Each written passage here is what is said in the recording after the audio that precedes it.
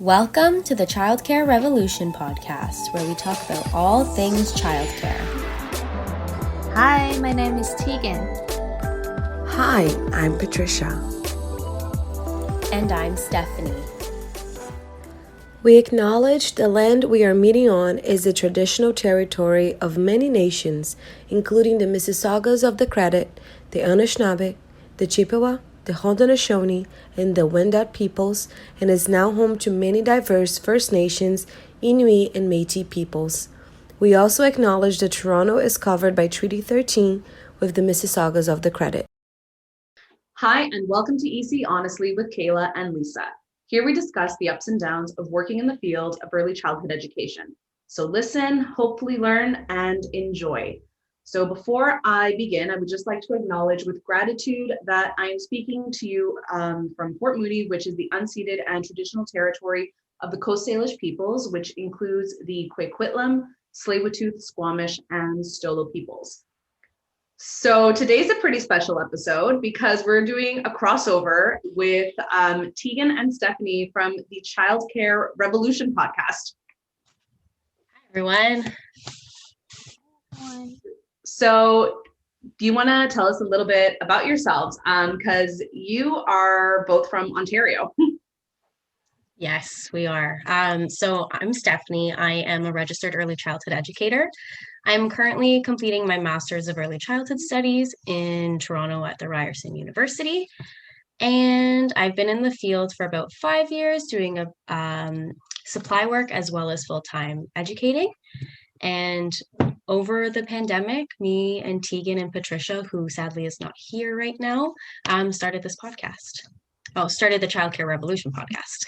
I think that was kind of like the focus for a lot of us, because that's also where Lisa and I started, was literally just like pandemic. We got all this time on our hands and so much to say. So let's get out there and say it, right? Exactly. And my name is Tegan. I'm currently a degree student in early childhood leadership at George Brown College. I'm in my last year, and I haven't had my what do you call it? Because like in Ontario, we have to be registered in order to be called like early childhood educator. So Right. Yeah, I don't have that certification yet. I'm working towards it. Mm-hmm. So I've been in the sector as a early childhood assistant and doing supply work for multiple childcare programs. Cool. And Kayla, do you want to tell us about yourself a little bit too? Yeah, totally. So my name is Kayla, and I've been in this field, I'm losing track of time. I want to say 8 to 9 years. I can't quite pinpoint it. And my journey is kind of funny. I had planned to go into early childhood when I left high school. And then I decided to go to school to get a diploma in makeup artistry and special effects. So I worked in that for a few years, and it was just so not for me. I was not into like the retail and the sales, and it was all about money and selling, and this product does this and this does that, and just dealing with people it can be a very toxic environment. And you know, my growing up, my life always kind of came back to ECE. My mom to this day has owned and operated a family childcare since my brother was born. And that was literally out of necessity, being a single mother needing an income, but also needing to take care of her children. And it was a world that I grew up in, and it was a world that I fell in love with, and I saw the importance and the necessity of that world. And not only that, but the need to advocate why this is important and why it's vital and why it's necessary. And that's kind of what drew me back into early childhood education. That's awesome. Yeah. Me too. I come from a single parent family as well, and I also grew up in home-based childcare, not from my mother, but from a family friend. Right. And it's just interesting when you get to be like that, because you as a child are also put in that position to help raise the other little kids around you too, right? 100%. Like I remember, growing up and it was funny, even my mom's licensing officer, would jokingly say to me, like as a 9, 10, 11-year-old, like, oh, like you're the vice president, right? Of this association, and there is, it's good in a way because, you learn certain skills of empathy that I think maybe not a lot of children might grow up with, because you are kind of put in that leading, caring role. You yourself as a child are also given the responsibility of like, oh, learning how to hold a baby properly or changing a diaper, right? And like, parents, the parents of those children that adult in charge, they trust you as a child to do those tasks, to do those things as well, right? Exactly. It's so interesting. I wonder if that's a quality that a lot of us had given to us as a child. It makes you think about it. Totally. And it's funny because I've always found that ECE can be very intergenerational. Like, if a parent was an ECE, it's more likely that, your child might be an ECE. That's true for my mom and I. I have a senior educator now that's very much, and it's funny, it kind of always comes back to the single working mother. There's such an element of care in that background that you're not struggling, but it's harder for that person to be a provider, the sole provider for one child that is their own, but now they also have the ability to care for, not primarily, but still give care to other people's children. That's so true. I don't have like necessarily that kind of experience. My mom did not work as an ECE or something, but she stayed home and she worked at home. She was my caregiver, my principal caregiver, and my brother's caregiver, and she did not work like outside the family her whole life. Oh wow. So I totally agree that the element of care, it's intergenerational. Yeah. But we need to exist as humans anyways. Well, yeah, absolutely. For sure. Yeah. That's so good. But on to what we were actually going to be talking about for the day.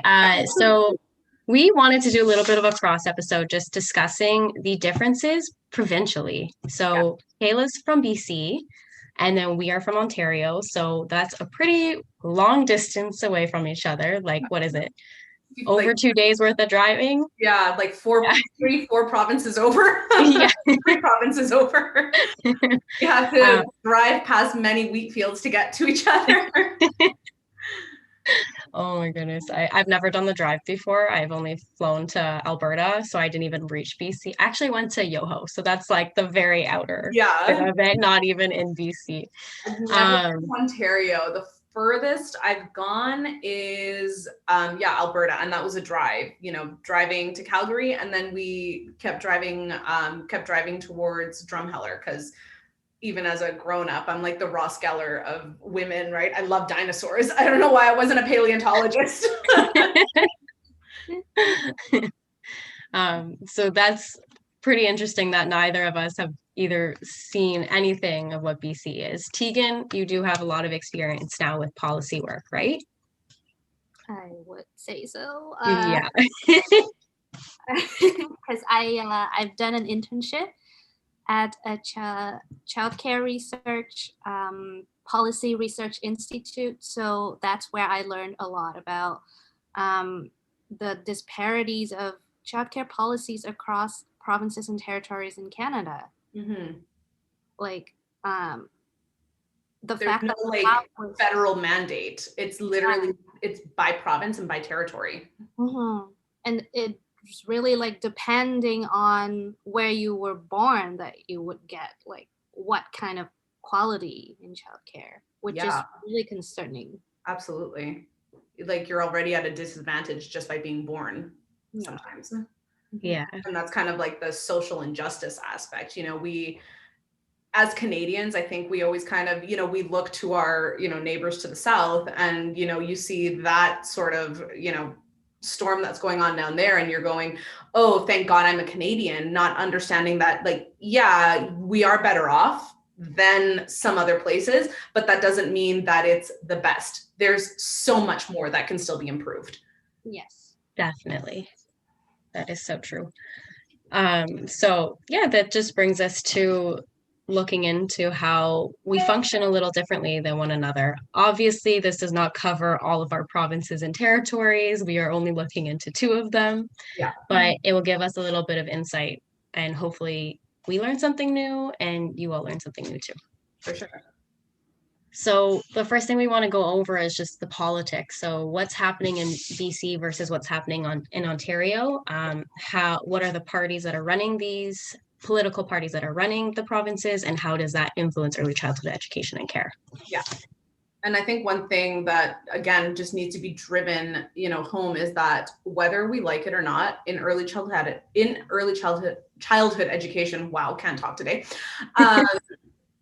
It's so political. Like, you cannot come into this field and not think that you can disassociate yourself from politics. You very much have to be, you don't have to be running for office or anything, but you do need to be very aware of, what's happening and how that's going to affect you and your sector. Does that mean that you're going to be paid a decent living wage, which we have not gotten there in the last 30, 40 years, right? You speak to people who have been in this field, since the late 70s, early 80s, late 80s, and just that has not changed. It's been, that change is yet to make its appearance, right? Yeah.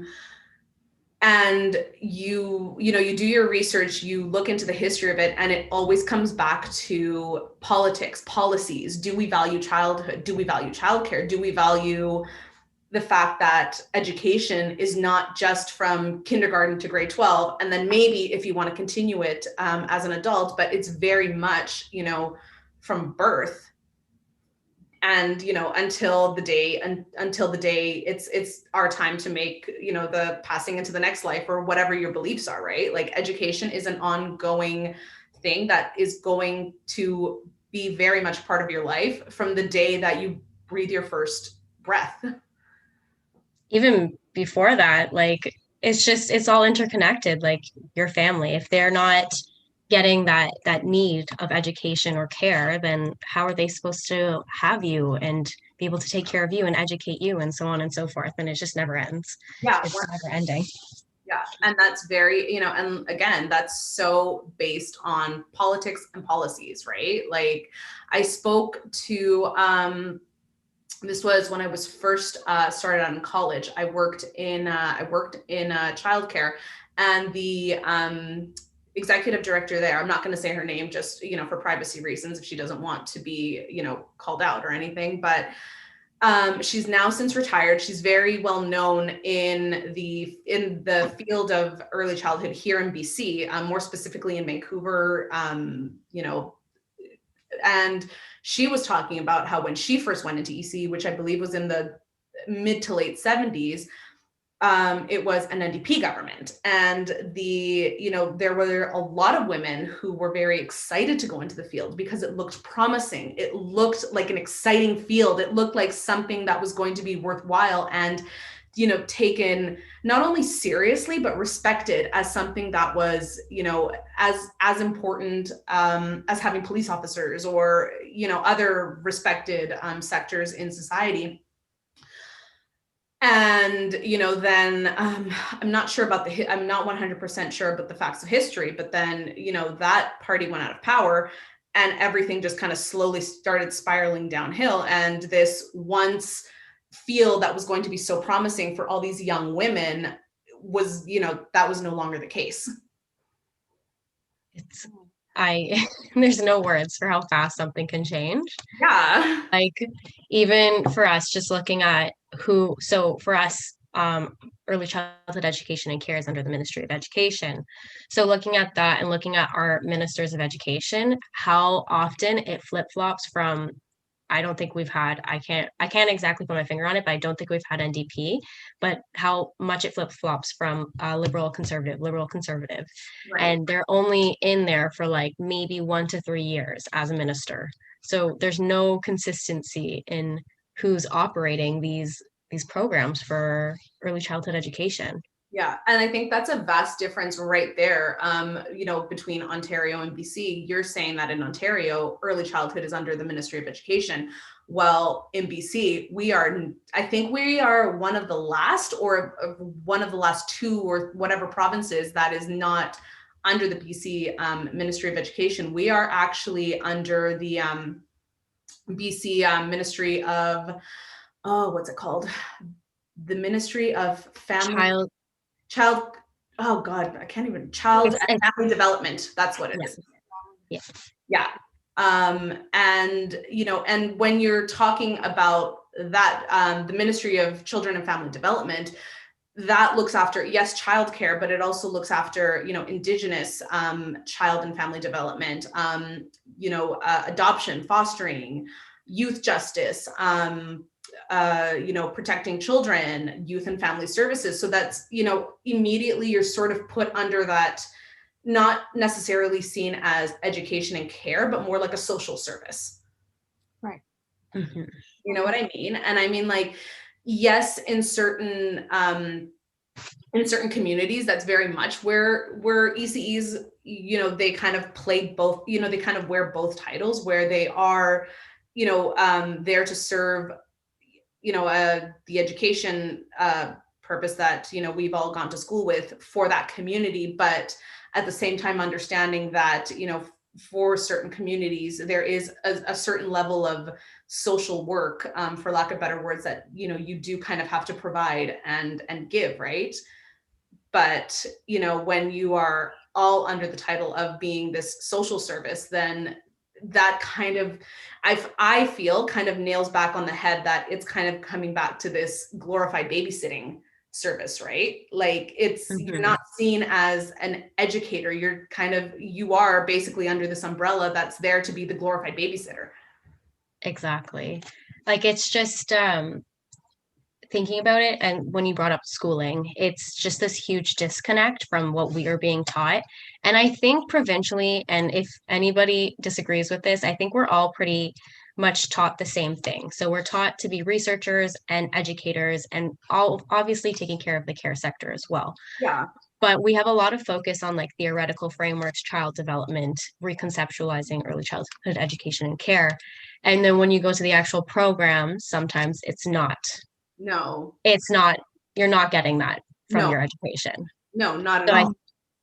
So I think that's something that we see provincially. That's the same thing over and over and over again for our educators. 100%. And I think that's also and I think this is something that a lot of people tend to forget in education in general, right? Like, many a times, like, I know I'll speak for myself here. And I mean, maybe this is also why, many other people went into education, be it early childhood or, high school or elementary school. But like, I personally went into education because you see the wrongs that are being done in those sectors, right? And so, you go to school with the mindset of, well, okay, now I have all this knowledge that is basically hitting on the head and saying that, yes, there are those wrongs that need to be changed. And as newer, educators with this new knowledge, this, that's based on science and psychology, like, it's based on something, like there is research to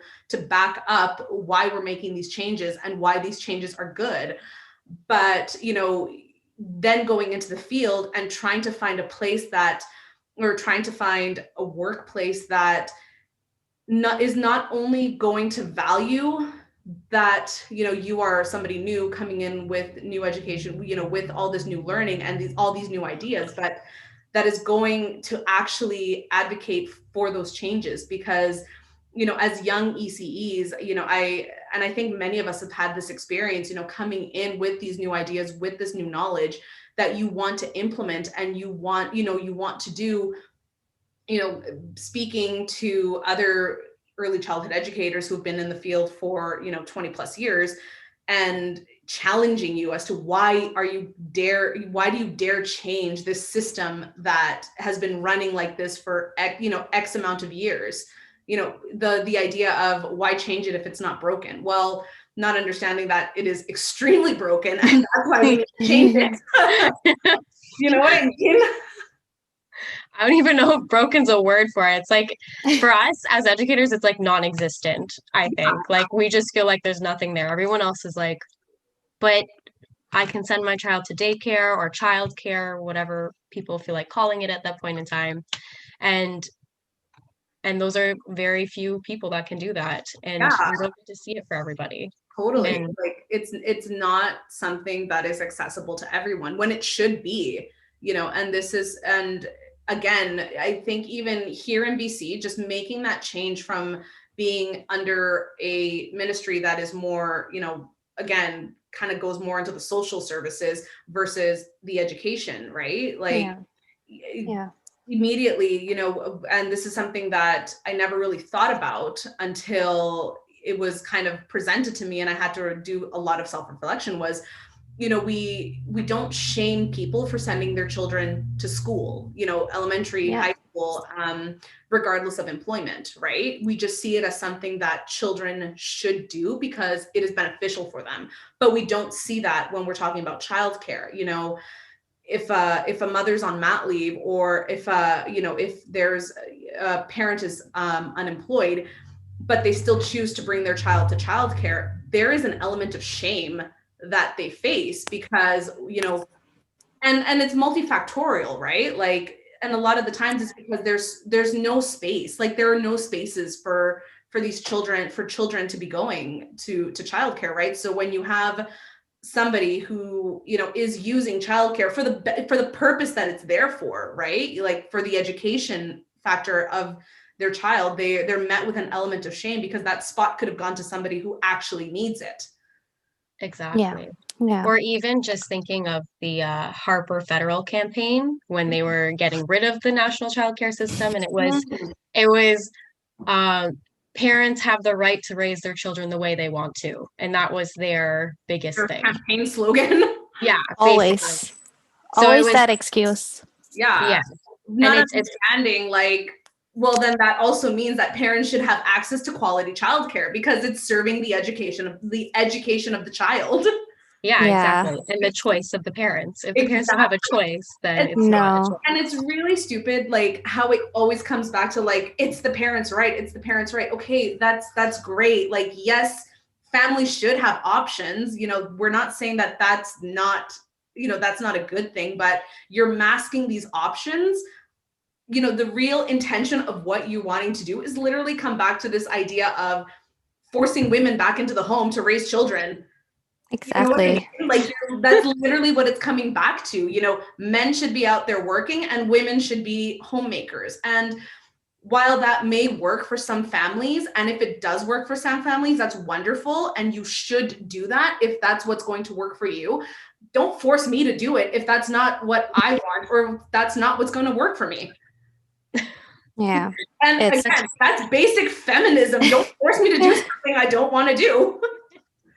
It is political. ECEC is so political, and it entails, like, the bigger question that you just mentioned, Kayla, like mother's labor. It's basically free labor. Yeah. And they want us to do that because it's the most convenient for them. Like, they don't have to spend all this money to provide care. Totally. Yeah. And this could just keep rolling and rolling and rolling into the expenses of cost of living. You need a dual income and so on and so forth. But 100%. Like, we cannot live on one income. Like, I think that's it. I think it's interesting because, like, I think BC and Ontario were kind of on par with our cost of living. Like, it's so bad. It's awful, right? Like, and I realize that I'm speaking from a place of privilege. And I say that because, yes, I grew up with a single parent. I worked full time so that I could go to school part time because I didn't want to have, student loans, because savings was just not something that was really going to be, it was not an option, right? Like I did not have the privilege to save all this money to go to school. It was either you pay for it yourself or you rack up a student debt. And I was very lucky at that time that I was able to live at home rent free. And all that money was just able to go to education, right? And now, being an adult that I am working, like, yes, I live, in a house, which in British Columbia, that's like you've won the lottery if you're able to buy a detached house with your own land. But that was not me. That was my husband. You know what I mean? Like, and as a woman, as somebody who views herself as strong leadership, boss, independent. Yeah, exactly. Like, I can't have this lifestyle that I have right now if I was not married to somebody who makes like double what I make, right? And and it's sad to think about, but at the same time, that's also something you have to, I've just come to the realization too, and I have to admit, and I understand where that luck is coming from, right? Like, and I'm not saying that I just married my husband to have a, like, lifestyle. Like, don't tell him that. No. Right? Like, you know what I mean? Like that, and that's not what I'm saying here. It's just like recognizing that in, because money is a factor, right? Like, you can't live unless you make a living. And, could I live on my own if, I wasn't married? Yeah, it would be hard. Because it would be hard. Could I do it? 100%. Is it easier because I have, we've merged two incomes and one of them just happens to be significantly higher? 100%. You know what I mean? These thoughts go through my head all the time because I'm also like brought up single parent family. Me and my mom, she raised me to be super independent. And then I just feel like this crushing of needing to depend on people constantly. Like, it's just coming. And it's like, I'm not even 25 yet. And to feel like that already is just like 30 in less than a month. I'm like, oh, okay. Like, are you grown up, Kayla? Like, but I mean, like, it's things that sad, they're sad and it's unfortunate, but that's reality. Mm-hmm. You know what I mean? Yeah. And like, even, and I mean, like, here in BC, we are quite fortunate now because our last two provincial elections, we actually did elect an NDP majority government. Our first election, was, God, I can't even remember the full details of it, but basically what ended up happening was the Green Party and the NDP basically had to merge and form a majority government in order to kick the Liberals out, which worked in our benefit. And now the last election that we had, which was in October, now we have an NDP majority government. And we, in the field of early learning, we are seeing that, slowly we are starting to see what benefits that has had. We're nowhere near where we should be. And we're nowhere near achieving like the full goals that we want, but we are significantly better. There's been progress that has been significantly better than when we had a Liberal government. So how has it been with, would it be the Minister of Child and Family Development? Is that how Yeah, so it's interesting. And I'm honestly not 100% sure kind of if this is a new position or not, but so we have the Ministry of Children and Family Development, and the minister right now is the Honorable Katrine Conroy. And her background is basically that she was one of BC's like first female power engineers. She did actually work as an early childhood educator. And an executive director of a multi-service nonprofit agency, as well as a college instructor. So, I mean, there's a lot of background there and a lot of knowledge that would say like, yes, this is the right person who should be in charge of this ministry, right? Because God forbid that we should, actually give titles to people who actually have knowledge in that sector, right? Like, and I know that's very foreign concept. Yeah, and I know, we briefly spoke about this. Like, that's very different in Ontario, right? Yeah, so I like how you called her the Honorable. We do not call him the Honorable. We just avoid that title at all costs. A little shady on my end, but it's okay. That's totally fair, right? So we have Stephen Lecce, who is our Minister of Education, and he's been in power as a minister since 2019. Okay. And he has no background in education whatsoever. He went to university in Ontario for policy studies, which is cool. That's very helpful and very useful. But like, can we add a little bit of educational background into that policy studies so that we can like mix it up a bit, make it more useful? So he's been in that position. He was handpicked from the Harper government. Of course. Harper came in, I guess, was at the school.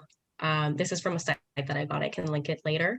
Yeah. And basically had a conversation with him. He was the lead of the student union and liked him so much that he hired him on the spot. Then once the Ford government comes in, Ford puts him as the Minister of Education, and we have him now, and it's been an utter mess. Tegan was just talking about the one story, if you want to share that happened earlier.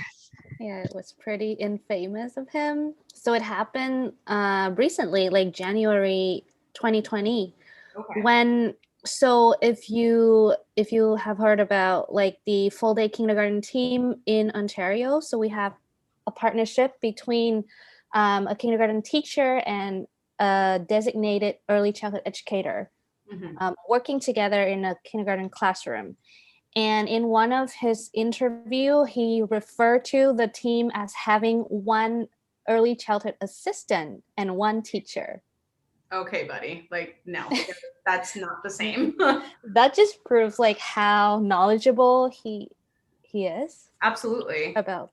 And I mean, like, it's not the simple factor of like just making a mistake, which is something that I think a lot of these supporters kind of go back on. Like, you're shaming him for making a mistake. Well, if you are, in fact, the Minister of Education, should you not at least have an awareness of why these different titles are, they're different for a reason, and it's important to, to make that distinction, Exactly. It's not like, sorry. I was just going to say, like, myself, I'm an infant toddler educator because I've gone to school to get,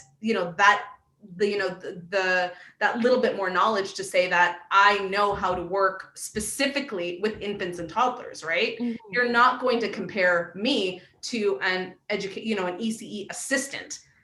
It's not the same thing. Like, could that ECE assistant do my job if they had to? Sure, of course they could. Like, and they have, because of regulations, because there's no educators.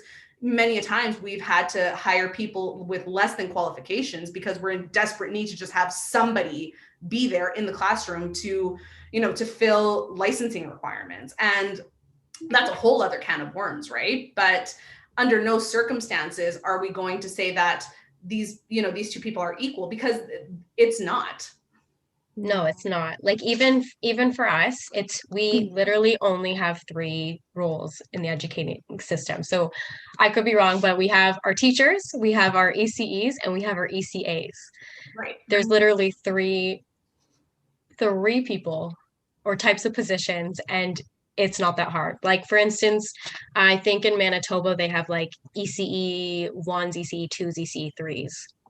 Or ECAs, and then ECE 2s and ECE 3s. So like, there's already that level, and then you have to find your teachers and everybody else in that as well. But for us, it's not. It's just like, that's the line it goes in. But it's interesting too, though, because and I'm not very aware of Manitoba politics, but from my little understanding that I do have of there is there has been more of a fight to put more wages or to put more funds towards the ECE community, because again, that is seen as a vital important, necessary sector that is going to benefit, the young, like the littlest people in our society. And when you put that importance on, little people and care and education of little people, then we are, we're doing, as a society, we're doing ourselves a better service, right?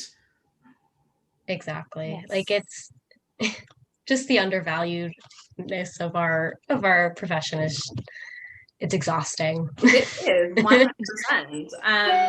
And I mean, like, you have to be your biggest advocate. You have to fight for yourself, right? And again, this is why we kind of come back to this idea that it is very much a political sector. You have to know what's happening, because it's in direct correlation of what's going to happen with, having employment, having, wages, and all that stuff, right? Like, and so it's coming back to this minister idea. Like, I don't know if this is a new position. I'm actually not certain about these details, and I've been trying to find it, and I've yet to kind of come to an answer. But right now, what we do have is somebody who is the minister of the state for childcare.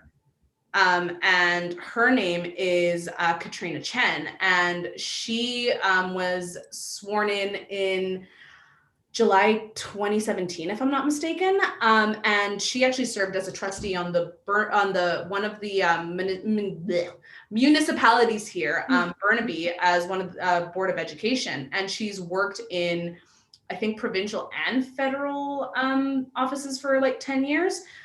And the background that she has for schooling is, poli-sci, a minor in history, she has a certificate, I believe, in immigration law policies, and very much, the reason I think that she kind of went into this position was, being the mother of a young child, she kind of understood that affordable childcare was going to, is vital, right? Like, and we say this all the time. A lot of the times, many people don't understand why childcare, quality, affordable childcare is important until they're literally faced with it, and they have to make hard decisions based on lack of childcare or lack of finances. Exactly. Like, I think this was a conversation we had with our advocacy group earlier on in the year, and it wasn't until a lot of the politicians started having babies, and that's exactly it. Then it becomes a big issue. As soon as it happens to yourself, to somebody you know very closely, you don't care. Yeah. And that's fair. And and even for people that I'm friends with, they have no idea what's going on. And I'm like, just wait a couple of years until you decide to have a child, or one just pops up in your life and that care. Then you're going to really care about the people that take care of your child. Totally. So, and that's happened to a couple of friends of mine as well, right? Where they've given birth and they're like, what should I do about childcare? And I'm like, well, you probably should have put your name on when you were pregnant. You know what I mean? Like, and I mean, like, I say that and it sounds funny, but that's the reality. Like, yeah. And, and it's sad because, in a few places that I have worked in, we've had instances where women who were newly pregnant, like had just found out they were pregnant, have called and been like, okay, this is potentially when I'm going to need childcare. I need to put my name on a wait list now. And they're maybe like not even 2 months pregnant at that time, but they understand that I need to get my name on a wait list because I don't know how long it's going to take. And especially if there is a place that you value more than others, because that's important as well, right? As a parent, doing your research to see where it is that who's going to fit your philosophy, that's in a neighborhood that's, convenient for you as a working parent, especially if it's both parents that are working outside of the home and commuting and traveling and, are you driving? Are you taking public transportation? Like, there's so many factors that go into this. And, at 2 months, they're already thinking, at 2 months of gestation, they're already thinking, I need to start thinking about this now. And we've called them and they're going, unfortunately, that pregnancy did not last, right? Like, it's so bizarre how even 2 years later, you kind of have to come back to this name and that person saying that worry that I had no longer existed. Like, it just doesn't. It's just traumatic. 100%. And you feel like the bad person, right? Because you're like, well, and as somebody who, has experienced loss, very early on in pregnancy, like it's a traumatic experience. And those reminders, they're not fun, right? Like, Yeah. And again, that comes back to a bigger issue of putting people in these desperate situations where they're literally saying there's no space anywhere. So I literally need to climb that tower to try to even just make it, ahead. Yeah. And then if anything happens, your first instinct isn't to go like, oh, I need to call that childcare center to like take my name off of it. 100%. Like that's not going through your head. No, 100%. And it's just, right? Or I've had other instances where parents, and this is equally awful, not as awful, but it's still awful, where maybe that parent is like, their child is 6-7 months old, and they're going, well, I'm not ready to go back to, I'm not ready to go back to work yet. I'd like to take my full maternity leave. I'd like to spend that full year with my child. And as a childcare provider, you're going, well, you either have to take it now, or you're going to have to go back at the bottom of the wait list. And now you're putting that person in another position of saying, maybe I cannot afford that position right now because, maternity leave pays nothing. Yes, we get it, but there is a financial sacrifice that you do have to make, right? Especially if your profession is one that like us, that does not make a decent living wage, right? And now you're putting that person in a position to make very fast decisions based on, finances, based on whether or not they're actually physically ready to start that process, right? We're doing such a disservice to families. Exactly. Now, if you want to listen to the rest of our conversation, do not forget that this is a 2-part episode, and the next episode will be launched on Sunday, February the 14th at 9 a.m. Again, you can find us on Buzzsprout page, Google Podcasts, Apple Podcasts, as well as Spotify. Thank you so much for joining in. We hope you enjoyed it. And again, don't forget to listen for part 2. The Childcare Revolution Podcast would like to remind our listeners that we are not affiliated with any colleges, universities, associations, or institutions. We're just a couple of passionate educators speaking some thoughts into the air. Thank you for joining us. Please like, follow, and subscribe to listen to more episodes of the Childcare Revolution Podcast.